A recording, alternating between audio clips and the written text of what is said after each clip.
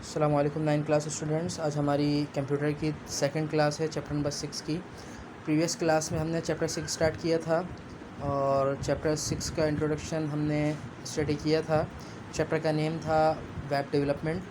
फिर हमने 2 questions study कर लिए थे। डिफ़ाइन वेब डेवलपमेंट, बताएं कि वेब डेवलपमेंट क्या होता है। तो हमने कहा था कि वेबसाइट और एप्लीकेशंस को बनाने का जो प्रोसेस है वो वेब डेवलपमेंट कहलाता है। फिर हमने सेकंड क्वेश्चन में स्टडी किया था कि जब ये वेब डेवलपमेंट का काम शुरू करना है या इसको सीखना है तो कुछ बातें, कुछ टर्म्स आपको पहले से मालूम होनी चाहिए कि वेबसाइट क्या होता है, वेब पेज क्या होता है, होम पेज क्या होता है, वेब ब्राउज़र क्या होता है। ये प्रीवियस क्लास में हमने स्टडी कर लिया था। इसी टॉपिक को कंटिन्यू करते हैं।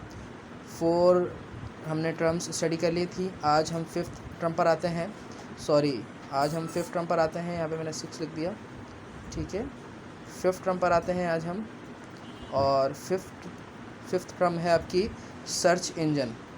सर्च इंजन और वेबसाइट सेम चीज़ है।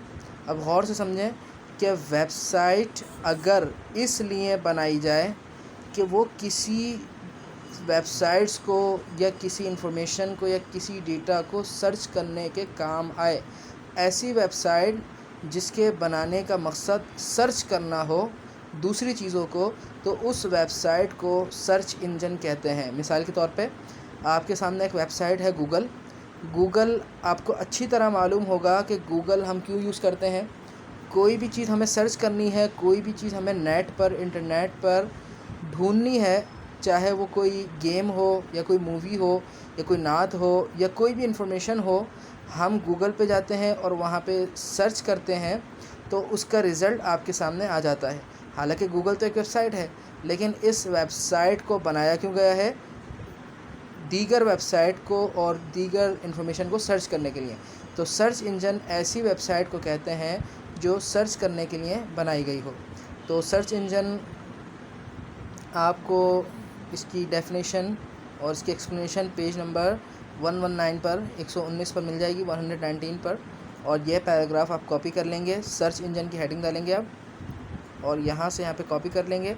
अ search engine is a web based tool that enables a user to locate information on the web.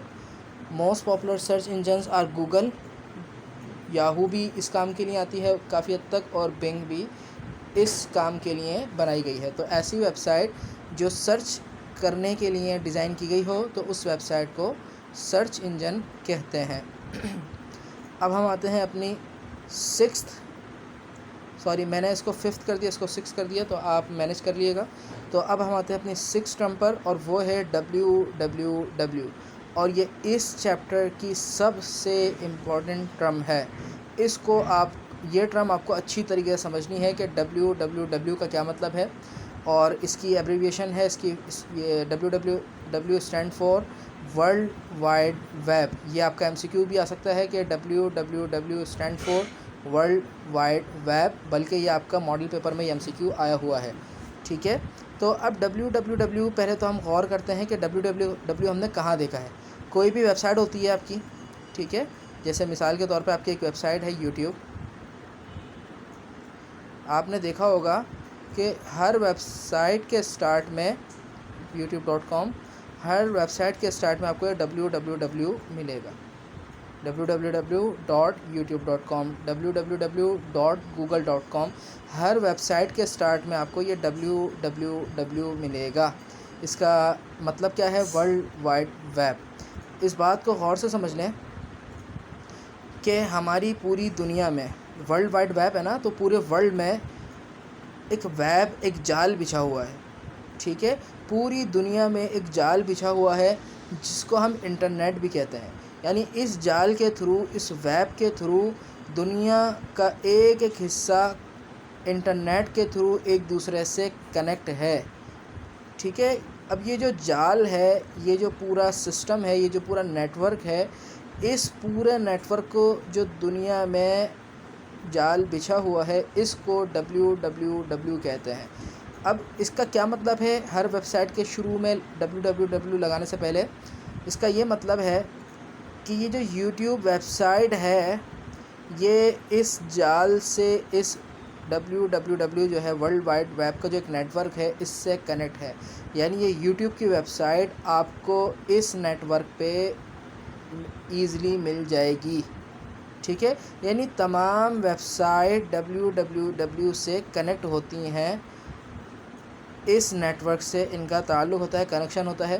तो इसलिए हम लगाते हैं कि आप इस वेबसाइट को www में सर्च कर सकते हैं और यहाँ पर ये इस कनेक्शन में ये इस नेटवर्क में ये वेबसाइट कनेक्ट है। तो इसकी डेफिनेशन देखते हैं www की। पेज नंबर आपको 118, ठीक है। World wide web, the world wide web www is commonly known as the web. ये एक जाल है। The web is a collection of computer connected through a network. और ये जो वेब होता है ये नेटवर्क ही होता है। ये जो कलेक्शन ऑफ कंप्यूटर जो हमने नेटवर्क पढ़ा था, सेम वेब वही होता है, लेकिन नेटवर्क जो है हम खुद बनाते हैं। यानी हमारे पास 3 कंप्यूटर हैं, 4, 10, 100 कंप्यूटर हम नेटवर्क खुद बनाते हैं। लेकिन अब एक नेटवर्क दुनिया में बनाया जा चुका है जिस नेटवर्क के थ्रू पूरी दुनिया आपस में कनेक्ट है। ये सबसे बड़ा नेटवर्क है और इस नेटवर्क को www कहते हैं। हम अपने पीसी को, अपने मोबाइल को, अपने कंप्यूटर को इस www से, इस नेटवर्क से कनेक्ट कर सकते हैं। किस तरीके से? जब हम नेट का कनेक्शन लेते हैं तो आपको मालूम होगा कि नेट ऑपरेटर हमें एक केबल देता है और उस केबल को हम अपने राउटर या कंप्यूटर पीसी में लगाते हैं। यानी ये जो वायर आ रहा है ये www से आ रहा है, वर्ल्ड वाइड वेब से आ रहा है। हम इस वायर के थ्रू इस नेटवर्क से कनेक्ट हो जाते हैं और तमाम वेबसाइट www पर मौजूद होती हैं, इस नेटवर्क पर मौजूद होती हैं। ठीक है, to provide publicly accessible information. तो ये आपके पास www की एक्सप्लेनेशन आ गई है। सर्च इंजन हमने पढ़ लिया। www एक नेटवर्क समझ लें, सबसे बड़ा दुनिया का नेटवर्क जिसमें तमाम वेबसाइट अपलोडेड हैं। अब हम आते हैं आज के 7th टर्म पर। ठीक है, 7th टर्म क्या है? URL। अब गौर से समझिएगा मेरी बात। URL का मतलब है लोकेटर यानी एड्रेस। अभी जहन में रखें, URL होता है एड्रेस, किसी भी चीज़ का एड्रेस। जैसे आपके घर का एड्रेस है, आपके स्कूल का एड्रेस है, हर चीज़ का एक एड्रेस होता है। तो URL किस चीज़ का एड्रेस है? अब मिसाल के तौर पे ये आपकी ये आपका पूरी वर्ल्ड है। ठीक है, अब इसमें मिलियंस, बिलियंस, ट्रिलियंस कंप्यूटर हैं जो www नेटवर्क से कनेक्ट हैं। अब मुझे कैसे पता चलेगा कि जिस कंप्यूटर से मैं कनेक्ट हूँ, मिसाल के तौर पे ये कंप्यूटर है और ये कंप्यूटर है। ठीक है, अब मैं नेट के थ्रू इस कंप्यूटर से कनेक्ट हुआ हूँ, तो मुझे कैसे पता चलेगा कि ये कंप्यूटर कहाँ है, यह वेबसाइट कहाँ पर है, ये कंप्यूटर कहाँ पर है? तो वेबसाइट के पहले URL आपने देखा होगा, लिखा हुआ होता है URL का मतलब है वेबसाइट का एड्रेस कि ये वेबसाइट कहाँ पर है, पूरे नेटवर्क में ये वेबसाइट किस जगह पर मौजूद है। तो URL का मतलब क्या होता है? एड्रेस, वेबसाइट का एड्रेस। अब हम आते हैं इसकी वर्डिंग पर।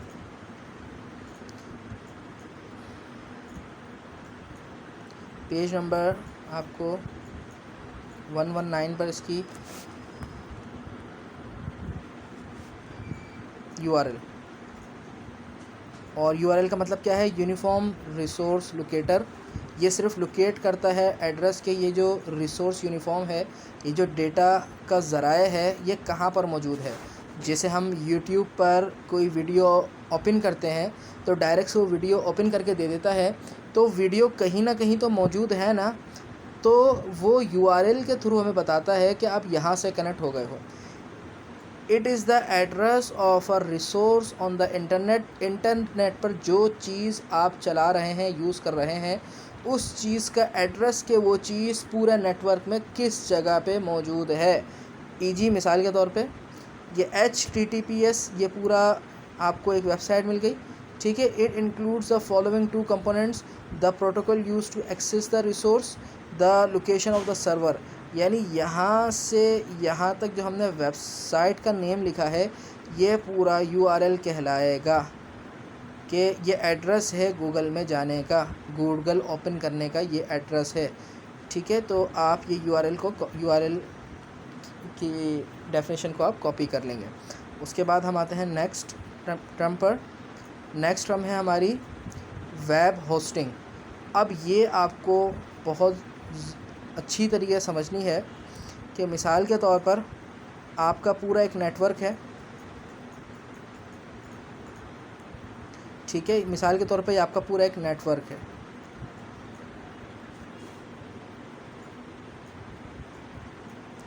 वेब होस्टिंग, जिस तरह यूट्यूब एक वेबसाइट है, गूगल एक वेबसाइट है, फेसबुक एक वेबसाइट है, इस तरह की मिलियंस बिलियंस वेबसाइट हैं। अब आप चाहते हैं कि मैं भी अपनी एक वेबसाइट बनाऊं, चाहे तो वो आपकी बिज़नेस की वेबसाइट होगी या आप कोई अपनी पर्सनल एजुकेशन या गेमिंग की कोई वेबसाइट बनाना चाहते हैं, या हमारा स्कूल कोई अपनी वेबसाइट बनाना चाहता है और वो चाहता है कि ये वेबसाइट मेरी इस नेटवर्क www पर अपलोड हो जाए। जो कोई भी मेरी वेबसाइट का नेम लिखे तो वो मेरी वेबसाइट को यूज़ कर सके।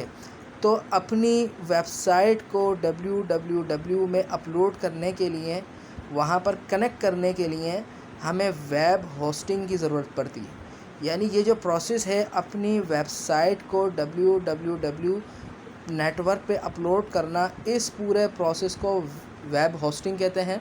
और ये कंपनीज़ होती हैं और बहुत सारे वेब होस्टर होते हैं, वेब होस्टिंग करने वाले लोग होते हैं जो आपकी वेबसाइट बनाते भी हैं और आपकी वेबसाइट www पर अपलोड कर देते हैं। ठीक है, तो इस पूरे प्रोसेस को हम कहते हैं वेब होस्टिंग। वेबसाइट को www पर अपलोड करना, और इसकी आपको डेफिनेशन मिल जाएगी पेज नंबर 119 पर। Web hosting, web hosting is a service that allows a web developer to make a website publicly accessible through the internet। यानी वेब होस्टिंग वो सर्विस है कि जो आपको अलाउ करती है, आपको ये मतलब परमिशन देती है कि जो वेबसाइट बनाने वाला है वो वेबसाइट को इंटरनेट पर अपलोड कर दे कि लोग उसको एक्सेस कर सकें। जब तक हम अपनी वेबसाइट को वेब होस्टिंग के थ्रू इंटरनेट पर अपलोड नहीं करेंगे तो वो वेबसाइट इंटरनेट पर शो नहीं होगी। जब हम अपनी वेबसाइट बनाकर उसको वेब होस्ट कर देंगे तो फिर वो इंटरनेट पर आ जाएगी और वो लाइव हो जाएगी, और अब कोई हमारे वेबसाइट को इंटरनेट पर ढूंढ भी सकता है और उसको चला भी सकता है। अब लास्ट है हमारी आज की इस क्लास का टॉपिक, और वो है वेब सर्वर। वेब सर्वर क्या होता है ये आपको अच्छी तरीके से समझना है। 8 टर्म्स हो गए हमारी। वेब सर्वर क्या होता है, अब मिसाल के तौर पर पहले ये चीज़ समझें। ये इंटरनेट है, यानी ये www है, ये पूरा एक जाल है जिसके थ्रू हम कंप्यूटर, लैपटॉप, मोबाइल आपस में कनेक्ट हैं। ये कंप्यूटर इंटरनेट से कनेक्ट है, ये लैपटॉप भी इंटरनेट से कनेक्ट है, ये मोबाइल भी इंटरनेट से कनेक्ट है। मिसाल के तौर पे thousands millions of laptops connect हैं और 1000 मिलियंस ऑफ कंप्यूटर और मोबाइल्स इंटरनेट से कनेक्ट हैं। अब मुझे चलानी है यूट्यूब, मुझे मोबाइल से इंटरनेट के थ्रू यूट्यूब चलानी है, तो मैं इंटरनेट पर लिखूँगा यूट्यूब। ठीक है, इंटरनेट जो है वो URL के थ्रू, यानी इस वेबसाइट के एड्रेस के थ्रू मेरे मोबाइल को इंटरनेट के थ्रू, ये इंटरनेट मुझे यूट्यूब के वेब सर्वर से कनेक्ट कर देगा। अब वेब सर्वर क्या होता है, गौर से समझिएगा। वेबसाइट का जो भी डेटा है, वेबसाइट के अंदर जो भी मटेरियल है, जैसे यूट्यूब के अंदर वीडियोस होती हैं, यानी यूट्यूब की जो भी वीडियोस हैं वो यूट्यूब के वेब सर्वर पे मौजूद हैं। ज़ाहिर सी बात है, जैसे हमारे मोबाइल में कोई वीडियो होती है तो वो हमारे मोबाइल में स्पेस ले रही होती है। मिसाल के तौर पे 700 MB, 500 MB, 2 GB, 3 GB। तो यूट्यूब की जो वीडियोस हैं जो मिलियंस ऑफ GBs पर हैं, वो कहाँ पर मौजूद हैं, वो यूट्यूब के वेब सर्वर पर मौजूद है। यानी यूट्यूब का सारा डेटा उसके वेब सर्वर पर मौजूद है और वो वेब सर्वर इंटरनेट से कनेक्ट है। तो हमने अपने मोबाइल से इंटरनेट के थ्रू यूट्यूब के वेब सर्वर से कनेक्ट हो गए। अब हम मोबाइल से यूट्यूब का सारा डेटा यूज़ कर सकते हैं। ठीक है, इसी तरह मुझे कंप्यूटर से गूगल को यूज़ करना था, तो मैंने कंप्यूटर से इंटरनेट कनेक्ट किया और गूगल इंटरनेट से कनेक्ट था। ठीक है, अब मैं इंटरनेट से गूगल का डेटा यूज़ कर रहा हूँ, तो इसका मतलब है मेरा कंप्यूटर गूगल के वेब सर्वर से कनेक्ट हो गया, यानी गूगल का जो भी डेटा है वो उसके वेब सर्वर पर मौजूद है। अब मैं उसके वेब सर्वर से अब उसका डेटा यूज़ कर सकता हूँ। और ये जो वेब सर्वर हैं छोटे छोटे नहीं होते, ये जो आपको इतना बड़ा एक हॉल नज़र आ रहा है, ये यूट्यूब का सर्वर है। जिस तरह हमारे मेमोरी कार्ड होते हैं छोटे छोटे, उसमें हम अपनी डेटा स्टोर करते हैं, तो यूट्यूब का डेटा कितना ज़्यादा है, उसको डेटा स्टोर करने के लिए इतना बड़ा एक हॉल बनाना पड़ा। और ये जो आपको छोटे छोटे रूम्स नज़र आ रहे हैं, ये दर हकीकत समझ लें हार्ड डिस्क हैं, हार्ड ड्राइव हैं, मेमोरी कार्ड्स हैं, जिसमें ट्रिलियंस ऑफ जीबीज़ का डेटा सेव हो सकता है, ट्रिलियंस ऑफ जीबीज़ का डेटा, टीबीज़ का डेटा। तो यूट्यूब ने इतना बड़ा हॉल बनाया, और ये एक हॉल नहीं है, इस तरह के यूट्यूब के बहुत सारे हॉल्स हैं जिसमें वो सिर्फ अपना डेटा स्टोर करता है। अब आपको वेब सर्वर समझ आ रहा होगा कि वेब सर्वर, हर वेबसाइट का एक वेब सर्वर होता है जहाँ पर उस वेबसाइट का डेटा स्टोर होता है। अब ज़रूरी नहीं है हर वेबसाइट का इतना बड़ा रूम और एक हॉल हो।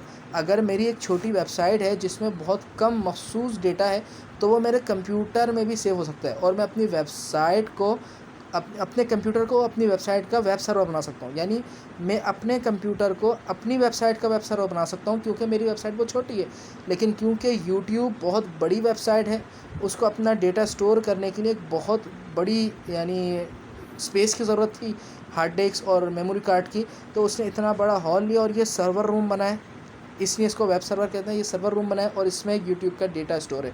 इसी तरह ये जो आपको इतनी बड़ी बिल्डिंग नज़र आ रही है, ये गूगल का वेब सर्वर है, यहाँ पे गूगल का डेटा स्टोर होता है। इस तरह जितनी बड़ी वेबसाइट होगी उतना बड़ा इसका वेब सर्वर होगा। अब हम आते हैं इसकी वर्डिंग पर कि वेब सर्वर अगर हमारे से पूछा गया कि डिफ़ाइन करें, तो हम किस तरह डिफ़ाइन करेंगे। सिर्फ 2 लाइन्स की डेफिनेशन है। वेब सर्वर की हेडिंग आएगी, a web server is the computer that is responsible for serving a website and all of its content including text and media to a user. ठीक है, तो आज की क्लास में हमने सर्च इंजन www, ये एक पूरा नेटवर्क है जो वर्ल्ड वाइड वेब के नाम से मौजूद है, वेब जाल है पूरा, ये पूरा जाल दुनिया में बिछा हुआ है, और इसके through billions trillions of computer आपस में कनेक्ट हो जाते हैं। हम अपना कंप्यूटर भी नेट के थ्रू www से कनेक्ट कर लेते हैं। और फिर हमने URL पढ़ा।